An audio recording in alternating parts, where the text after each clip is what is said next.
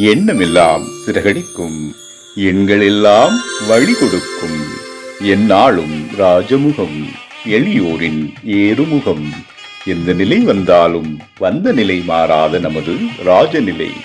Rajanilai TV, channel of astrology.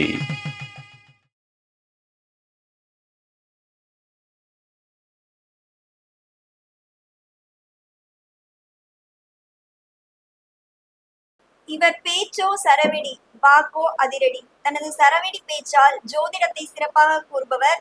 ஜோதிட உலகில் உலாவரும் தெய்வ வாக்கு ஜோதிடர் உயர் திரு சரவணன் ஐயா அவர்களை அன்போடு அழைக்கின்றோம். நலம் தரும் சொல்லை நான் கண்டு கொண்டேன். ஓம் நமோ நாராயணா. ராஜநிலை ஜோதிட கருத்தரங்கத்தில் 9வது கான்பரன்ஸ் மாநாடு மருதமலை குருஜி ஐயா தலைமையில் அவர் ஆசீர்வாதத்திலும் ராஜசர் ஐயா ஆசீர்வாதத்திலும் இந்த குருவின் யோகங்களும் அவயோகங்களும் அப்படிங்கிற தலைப்புல நான் இன்னைக்கு பேச போகிறேன். என்னுடைய ஜோதிட குருவான UR மதிவாணன் ஐயாவை திருவள்ளுவர் கல்வி மையம் வணங்கி மற்ற அனைத்து ஜோதிட குருமார்களையும் வணங்கி இந்த உரையை ஆரம்பிக்கிறேன். குரு பார்க்க கோடி நன்மை அப்படின்னு ஒரு பழமொழி இருக்கு. குரு இல்லாத வித்தை பால். ஒரு வித்தை படிக்கணும்னா குரு இருக்கணும். ஜோதிடத்திலே குரு தேவர்களின் குரு என்று சொல்லப்படக்கூடியவர். அவர் பாத்தீங்கன்னா புனர்பூச நட்சத்திரம், விசாகம், பூரட்டாதி, இந்த 3 நட்சத்திரங்களும் குரு நட்சத்திரங்கள் என்று சொல்லப்படுகிறது. அதெல்லாம் பாத்தீங்கன்னா குரு நட்சத்திரத்துல தலையற்ற நட்சத்திரம் அப்படின்னு சொல்லுவோம். தலையற்ற, காலற்ற, உடலற்ற நட்சத்திரம் அப்படிங்கிறதுல காலற்ற நட்சத்திரம். புனர்பூசம் 4ஆம் பாதம் கடகத்துல இருக்கும். புனர்பூசம் 1, 2, 3 மிதுனத்துல இருக்கும். இந்த விசாகத்திலையும் 1, 2, 3 துலாத்துல இருக்கும். இது குரு நட்சத்திரங்கள். பூரட்டாதியில 1, 2, 3 கும்பத்திலையும், பூரட்டாதி 4ஆம் பாதம் மீனத்திலையும் இருக்கும். இந்த குரு பகவான் எந்த லக்கணங்களுக்கு யோகத்தை கொடுக்கிறார் அப்படின்னு சொன்னோம்னா, குரு பகவான் பார்க்கும்போது மேச லக்கணம், மேச லக்கணத்துக்கு பாக்கியாதிபதி 9க்கு அதிபதி மேச லக்கணத்துக்கு யோகத்தை கொடுப்பார். குரு தசை யோகத்தை கொடுக்கும். ரிஷப லக்கணத்துக்கு குரு யோகத்தை கண்டிப்பாக கொடுக்க மாட்டார். இந்த ரிஷப லக்கண அதிபதியாக சுக்கிரனுக்கு குரு பகை. 9ஆம் அதிபதி, அதாவது 8ஆம் அதிபதியாக குரு வருகிறார். அதனால அவங்களுக்கு ரிஷப லக்கணத்துக்கு பெருசா யோகத்தை கொடுக்க மாட்டார். கொடுக்குற மாதிரி கொடுத்து புடுங்குற மாதிரி எடுக்கிற மாதிரி எடுத்துருவார். மிதுன லக்கணத்துக்கு கேந்திராதிபத்திய தோஷம் பெறும் குரு. கேந்திராதிபத்திய தோஷம்ங்கிற 7, 10 இடையூறாக இருக்கனால 7 அந்த குரு வலுத்தால் அங்க பிரச்சனை. மிதுன லக்கணத்துக்கு குரு மறைந்தால் சிறப்பு. 6, 8, 12 மறைந்தால் சிறப்பு. கடக லக்கணத்துக்கு குரு யோகாதிபதியாகத்தான் வர்றாரு. அவங்களுக்கு கண்டிப்பாக யோகத்தை கொடுப்பார். சரலக்கணத்துக்கு குரு யோகத்தை கொடுப்பார். சிறலக்கணத்துக்கு அவயோகத்தை கொடுப்பார். அதுல சிம்மத்துக்கு பாத்தீங்கன்னா யோகத்தை தான் கொடுப்பார். ஏன்னா சிம்மத்துக்கு 5க்கு அதிபதியாக பூர்வ புண்ணியாதிபதியாக குரு வர்றதுனால சிம்ம லக்கணத்துக்கு யோகத்தை கொடுப்பார். இந்த கன்னி லக்கணத்துக்கு குரு கண்டிப்பாக யோகத்தை கொடுக்க மாட்டார். கன்னி லக்கணத்துக்கு அடுத்து துலா லக்கணத்துக்கு பெருசா யோகத்தை கொடுக்க வாய்ப்பு இல்லை. ஏன்னா அது 3க்கு 6 கூடையவராக வருவதனால் யோகத்தை கொடுப்பதில்லை.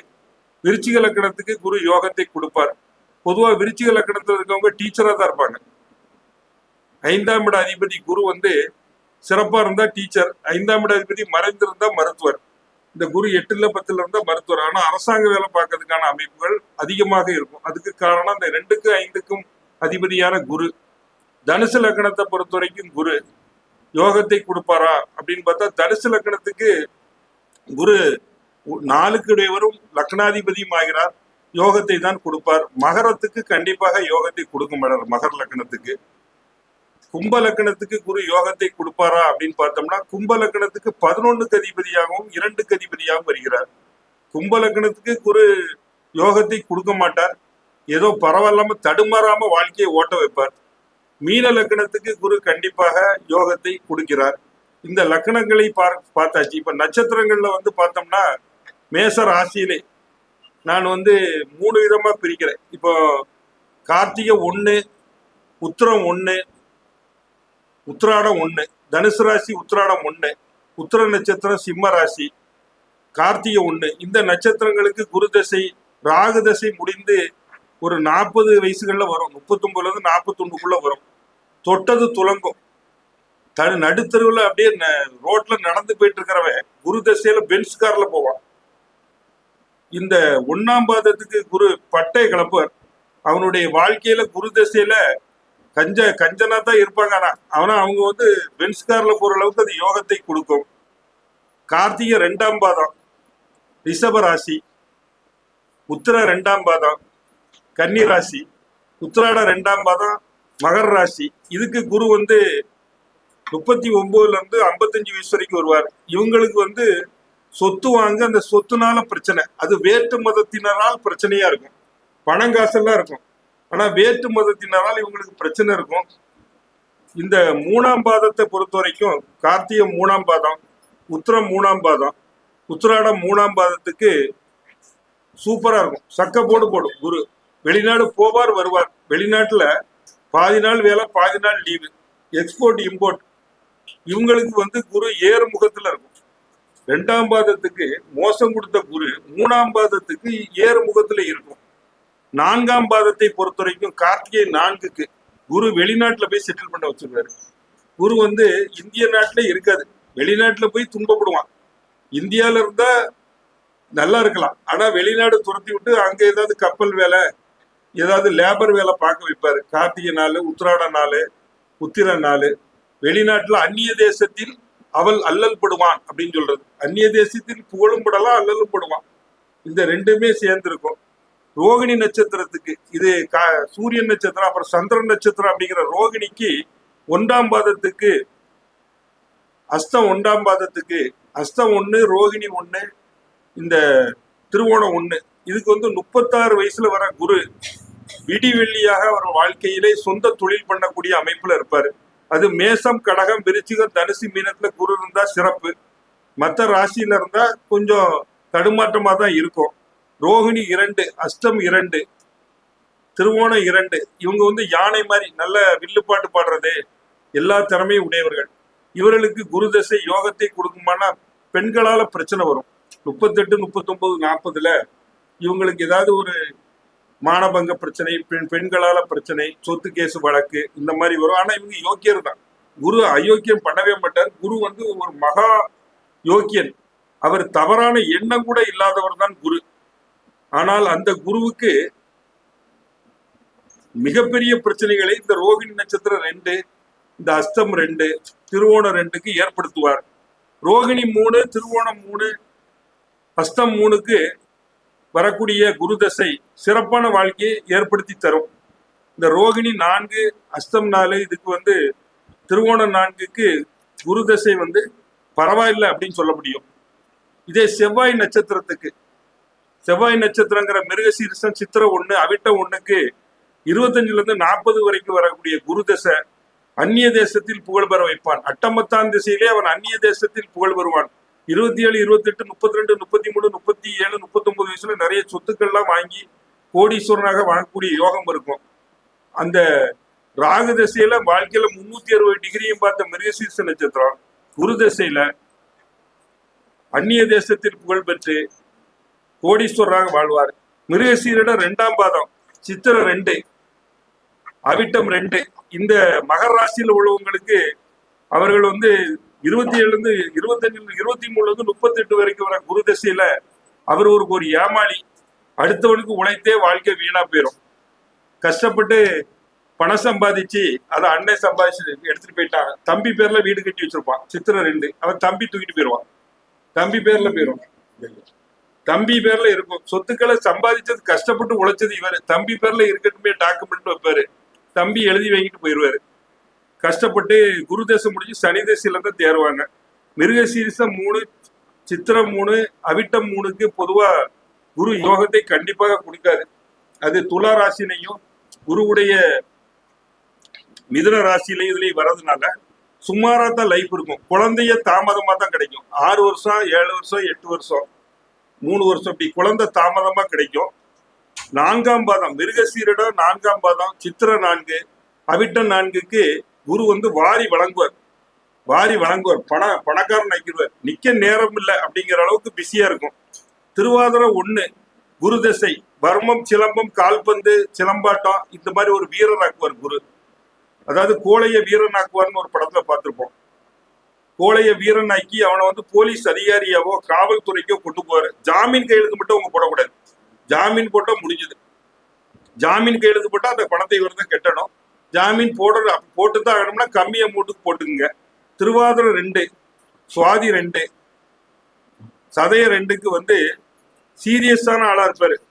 16ல இருந்து 31 வரைக்கும் படிச்சுக்கிட்டே இருப்பாரு. ரிசர்ச் ஸ்காலர், பிஹெச்டி வரைக்கும் படிப்பாரு. பிஹெச்டி முடிச்ச உடனே ஏதாவது படிக்க முடியுமான்னு பார்ப்பாரு. அது படிச்சு முடிக்கும் போதே 30 வயசு ஆயிரும்.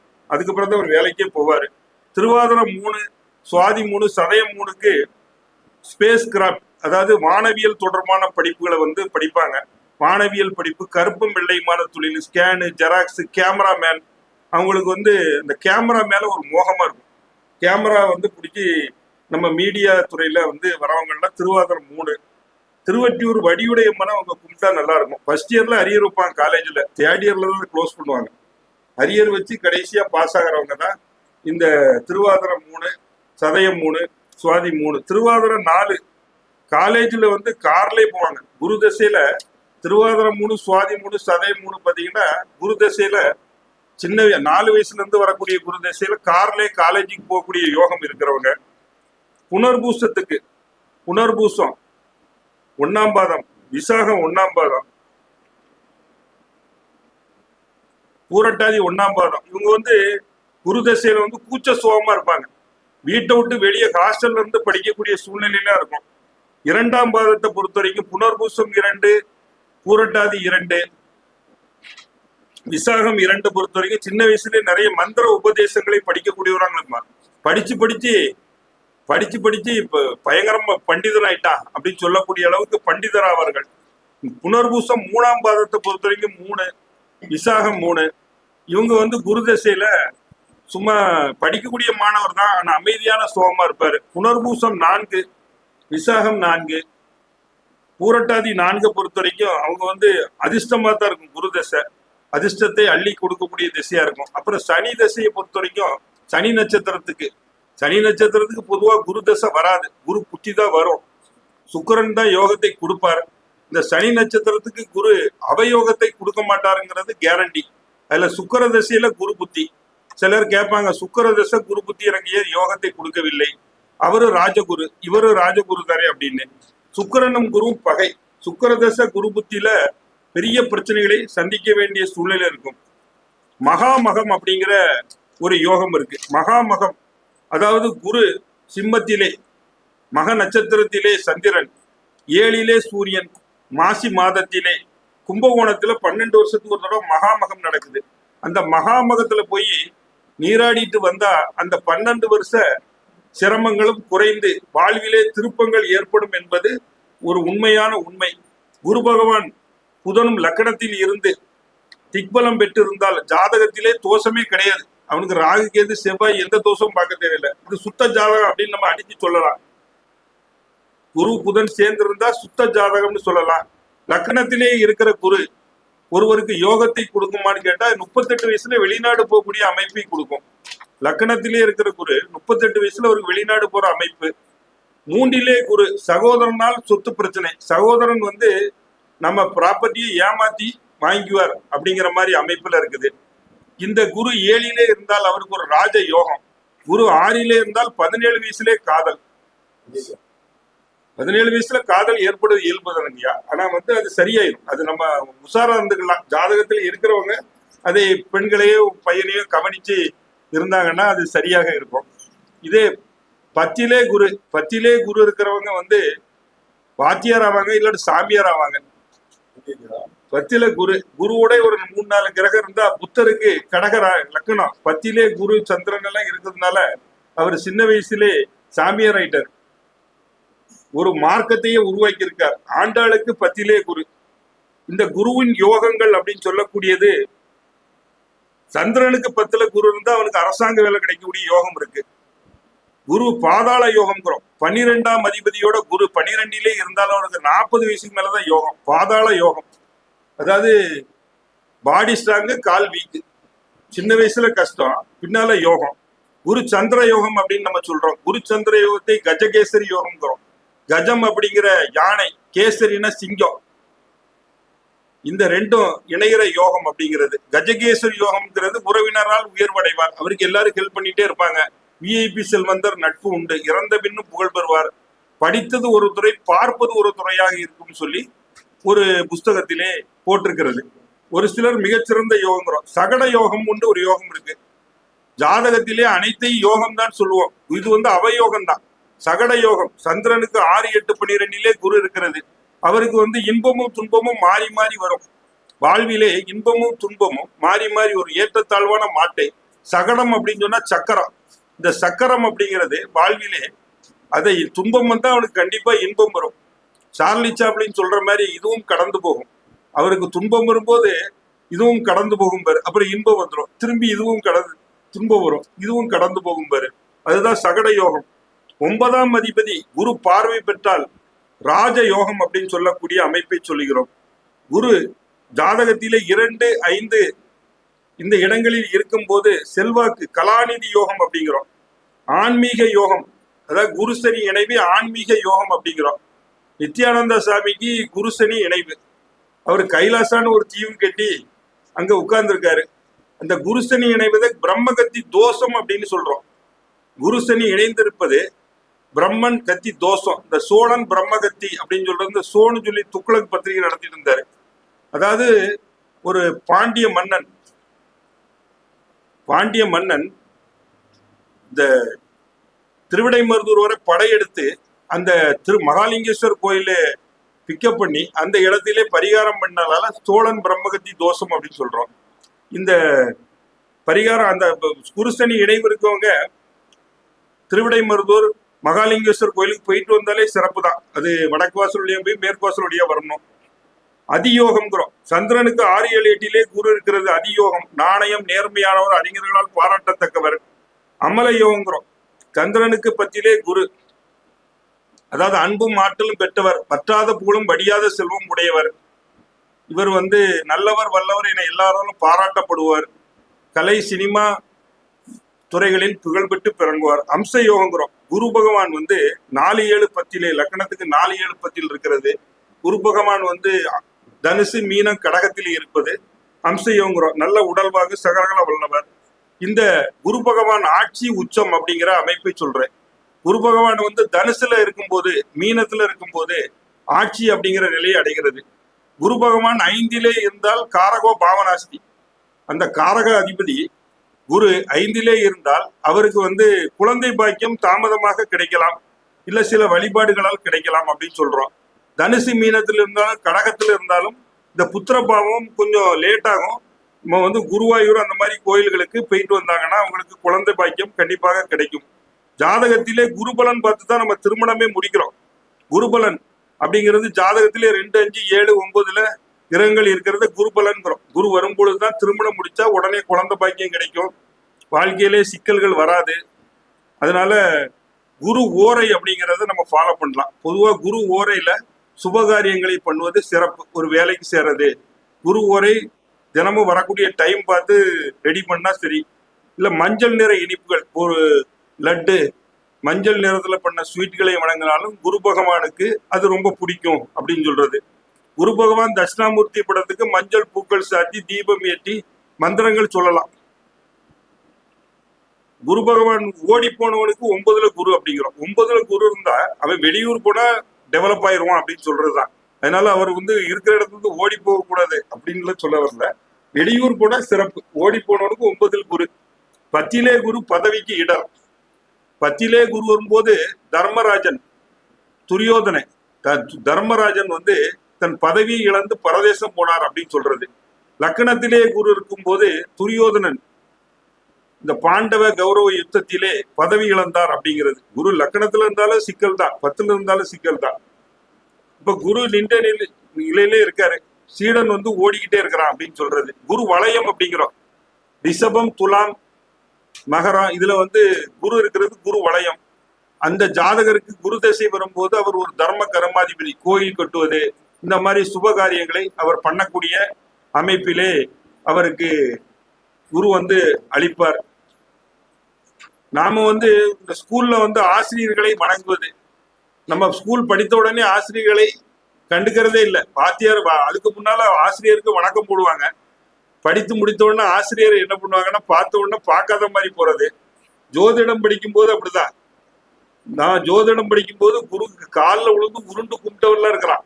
அப்புறம் முடிச்ச உடனே அவர் என்ன சொல்லிட்டு இருந்தாரு எனக்கு ஒண்ணும் புரியலன்றது. இந்த மாதிரி இல்லாம குருவை வணங்குவது சிறப்பு. இல்ல குருவை வணங்கலைனாலும் பரவாயில்ல, குரு பேரையாவது உச்சரிக்கலாம். யார்கிட்ட படிச்சோம்னு கேட்டீங்கன்னா அது அங்க ஒண்ணு படிச்சேன் இங்க ஒண்ணு படிச்சேன் அப்படின்னு புதனானவுடன் குருவை மறந்து விடுகிறார்கள். குருவை மறந்தவன் வாழ்விலே முன்னேற்றத்தை அடைய போவதில்லை. குருவை நினைப்பவனுக்கு கண்டிப்பாக குரு அருள் பண்றாரோ இல்லையோ கடவுள் திருவருள் பண்ணுவார் அப்படின்னு சொல்லி என்னுடைய சிறிய உரையை முடித்து அனைவருக்கும் வாழ்த்துக்களை தெரிவித்துக் கொள்கிறேன். நன்றி, வணக்கம். ராஜநிலை டிவியின் 9வது கருத்தரங்கு சீரும் சிறப்புமாக நடந்து கொண்டிருக்கிறது. இப்பொழுது பேசிய மதிப்புக்கு மரியாதைக்குரிய தெய்வ வாக்கு சரவணன் குருங்கிற ஒரு விஷயத்தை சொன்னாரு. குரு எப்படி எப்படி இருந்தா என்னது செய்யும், எப்படி எப்படி இருந்தா நல்லது செய்யும் அப்படின்னு சொன்னாரு. அவருக்காக ஒரு சின்ன 2 வார்த்தை. ஜோதிடத்துல பலன் பார்க்கறதுக்கு அஷ்டவர்க்கம் என்ற ஒரு கணிதம் உண்டு. அந்த அஷ்டவர்க்கத்துல குருவோட அஷ்டவர்க்கத்தை எடுத்துக்கணும். இதுல எப்படின்னு கேட்டீங்கன்னா, அவர் பிறந்த போது ஜாதகத்துல குரு 5 பரலுக்கு மேல வாங்கி இருந்தேன்னு சொன்னா, மற்றபடி எந்த நிலையில கிரகம் இருந்தாலும் பயப்பட வேண்டியதுன்னா அவனுடைய திசை புத்திகள் சிறப்பா இருக்கும். அதே போல பரல் குறைவா இருந்ததுன்னு சொன்னா சரி வராது. இப்போ கல்யாணம் பண்றதே எப்படி பண்ணணும் அப்படின்னு கேட்டீங்கன்னா, குரு அஷ்டவர்க்கத்தில் எந்த பரல் அதிகமா இருக்குதோ அந்த சமயத்தில் குரு சுத்தும் போது அல்லது அந்த இடத்தில் அந்த இடத்துல இருக்கும்போது திருமணம் செய்தால் உடனே குழந்தை கிடைச்சிரும். இது ஒரு விஷயம். அது அப்ப அந்த 2, 5, 7, 9, 11ங்கிறதெல்லாம் 2வது கான்செப்ட் இருந்தாலும் கூட அஷ்டவர்க்க பரலானது பலன் சொல்றதுக்கு ரொம்ப அற்புதமா இருக்கும் அப்படின்னு சொல்லி அவருக்கு சொல்லி ஏறக்குறைய நல்ல தெளிவா சொன்னார். ஒரு விஷயம் இப்படித்தான் இருக்கும், நட்சத்திர அடிப்படையில் வரும்போது இப்படித்தான் இருக்கும். ஏன்னா ஒரு வெளிப்படையா ஒரு ஜோதிடத்தை சொல்லும் போதுதான் ஜோதிடமானது மற்றவங்களுக்கு புரியும். ஏன்னா ஒரு சிலர் என்ன பண்ண தனக்கு தெரிஞ்ச ரகசியத்தை அப்படியே மடிச்சு உள்ள வைக்கிற மாதிரி சொல்றது இல்லைன்னா ஜோதிடம் ஜோதிடத்தை நம்ம வளர்த்த வேண்டியது இல்லை. நம்ம கிட்ட என்ன கண்டுபிடிச்சோம், என்ன விஷயம் இருக்கு அப்படிங்கிறது உலகத்துக்கு தெரியணும் அப்படிங்கிற ஒரு விஷயத்துக்காக தெய்வ வாக்கு சரவணன் அப்படிங்கிறவரு நல்லா ஒரு தெளிவா ஒரு விஷயத்த சொன்னார். இப்படித்தான் இருக்கணும், இப்படித்தான் இருக்கும், இப்படி அது மகா குலகத்தினுடைய பெருமை சொன்னார். ரொம்ப பெருமையா இருந்து. ஏன்னா தோஷங்கள் அதே மாதிரி லக்கணத்தில் குரு புதன் இருந்துன்னு சொன்னா எந்த தோஷங்களும் பார்க்க வேண்டிய இல்லை எப்படி இருக்கு. இன்னொரு பாயிண்ட் கொண்டு உண்டு.